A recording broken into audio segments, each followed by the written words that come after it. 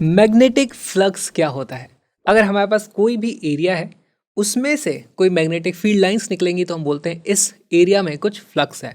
ठीक, इसको देखा कैसे जाए? मान लो हमारे पास यहाँ पर इस तरीके से मैग्नेटिक फील्ड है, क्रॉस बने हुए हैं यानी इनटू द प्लेन जा रहा है। अगर आपके लिए बात करूँ तो उस दिशा में जाता हुआ अगर मैग्नेटिक फील्ड होगा तो आपको ऐसा एक्स यहाँ स्क्रीन पर मैं बना करके बताऊंगा, वही यहाँ पे बना हुआ है।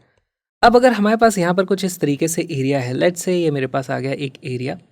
ठीक, तो यहाँ पर हमारे पास जो फ्लक्स की वैल्यू हो जाती है उसको हम इस तरीके से लिखते हैं। पहली बात तो इसको बी लगा दो, बी यानी कि मैग्नेटिक फ्लक्स की हम बात कर रहे हैं। ऑलराइट, इसकी जो वैल्यू हो जाती है वो जाती है integral B dot d A. इसका मतलब क्या हो गया?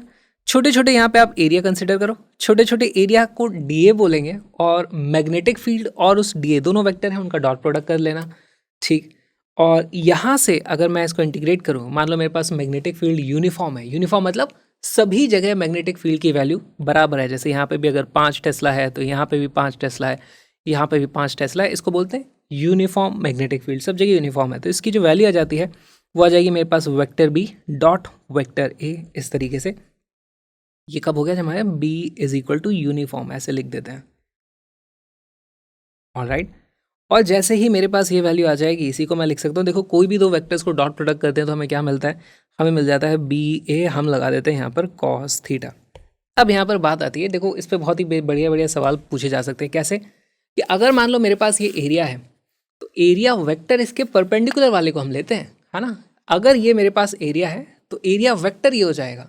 तो आप इसको ऐसे भी समझो, अगर मान लो मेरे पास इस दिशा में आपकी तरफ मैग्नेटिक फील्ड है तो फील्ड लाइंस ऐसे जाएंगी तभी इसको क्रॉस करेंगी। तो यहाँ पे देखो फील्ड लाइंस और ये वेक्टर दोनों का सेम एंगल है।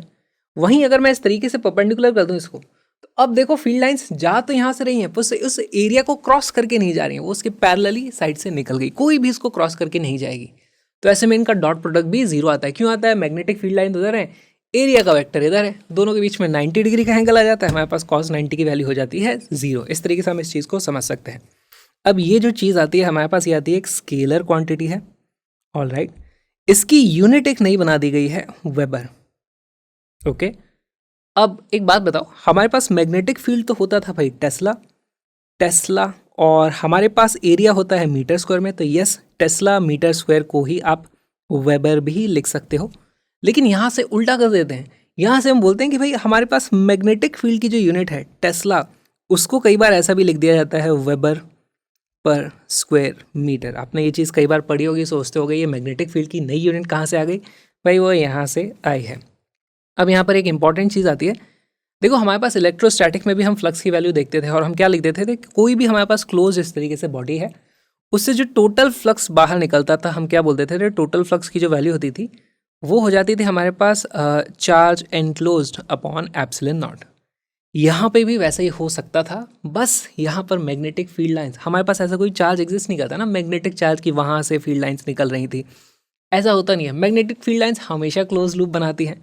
तो अगर मेरे पास कोई इस तरीके से 3 डायमेंशनल बॉडी है ना, 3D बॉडी है, मान लो this is a 3D body. Alright, और ये क्लोज्ड है मतलब पूरी की पूरी कवर हो रखी है।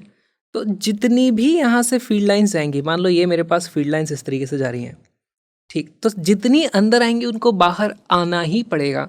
और इसीलिए यहाँ से मुझे पता चलता है फाई बी की जो वैल्यू होती है उसकी वैल्यू हमेशा ज़ीरो हो जाएगी for 3D body close surfaces. इस तरीके से हम लिख देते हैं।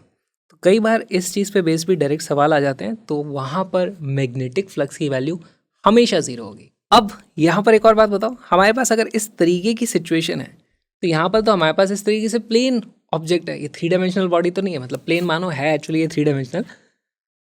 यहाँ से अगर हमारे पास इस तरीके से मान लो कोई मैग्नेटिक फील्ड है, इसके एरिया की वैल्यू ए है और ये मेरे पास एक लूप है, बेसिकली हमने इस तरीके का लूप बना रखा है। तो यहाँ से मेरे पास इसकी वैल्यू कितनी रहती है? अगर सब कुछ परपेंडिकुलर रहा तो हमारे पास फ्लक्स की वैल्यू आ जाती है बी इंटू ए। मैं बात करूं, मैंने यहाँ पर इस तरीके से n नंबर ऑफ लूप्स लगा दिए। कितने लूप्स लगा दिए? n। वायर का ही तो वो लूप है, 2 बार घुमा दो, 4 बार घुमा दो। तो यहाँ पर हमारे पास इस केस में जो फ्लक्स की वैल्यू हो जाएगी, देखो उसको भी लिख लेते हैं। हमारे पास यहाँ पर फ्लक्स की वैल्यू हो जाएगी flux is equal to number of turns n multiplied by area जो भी है इस लूप का, जो भी एरिया होगा, मल्टीप्लाइड बाई वहाँ पर जो मैग्नेटिक फील्ड है यहाँ पर सारी की सारी चीज़ें परपेंडिकुलर है ना, area and B are perpendicular, इस चीज़ को भी लिख लेते हैं। If area is perpendicular to B, ऐसा लिख देता हूँ मैं इसको, इफ़ लगा देता हूँ यहाँ पे, if area perpendicular to B है तो।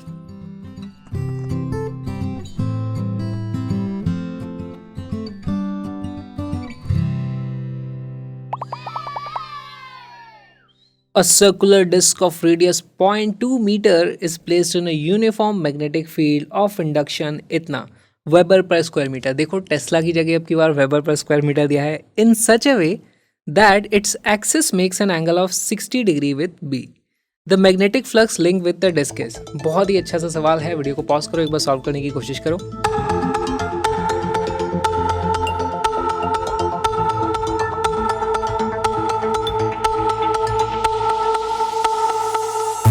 इसका करेक्ट आंसर है ए। सॉल्व करते हैं कैसे?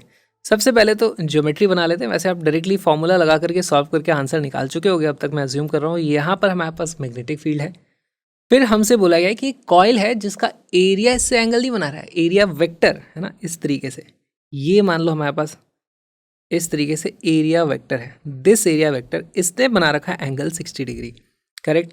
कई बार ऐसे क्वेश्चन बोला जा सकता है कि इसका जो प्लेन है, इसके प्लेन ने एंगल बना रखा है 60 डिग्री, तो हमें एक्चुअली हमेशा ये वाला एंगल देखना पड़ेगा जो एरिया वेक्टर का एंगल होता है।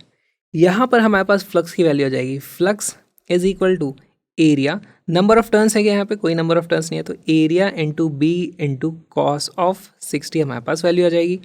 और ये आ जाता है, एरिया की वैल्यू लिखो जल्दी से, पाई इंटू 0.2 का स्क्वायर मल्टीप्लाइड बाई 1/पाई, इस तरीके से मल्टीप्लाइड बाई कॉस 60 की वैल्यू होती है 1/2, पाई से पाई कैंसिल हो जाती है, हमारे पास इसकी वैल्यू हो जाती है 0.02 weber and A becomes our correct answer. बहुत ही अच्छा सिंपल सा सवाल था। इसी को सॉल्व करने की एक और अप्रोच हो सकती है। क्या अप्रोच हो सकती है? देखो भाई, हमारे पास मैग्नेटिक फील्ड इस तरीके से था, सॉरी ये वाला है मैग्नेटिक फील्ड, इसके मैं दो कंपोनेंट कर लूँ इस तरीके से, है ना। तो मैं इसको लिखूंगा भाई, हमारे पास एक तो ये वाला आ जाता है B1 बोल देता हूँ, इसको बोल देता हूँ भाई ये है मेरे पास B2।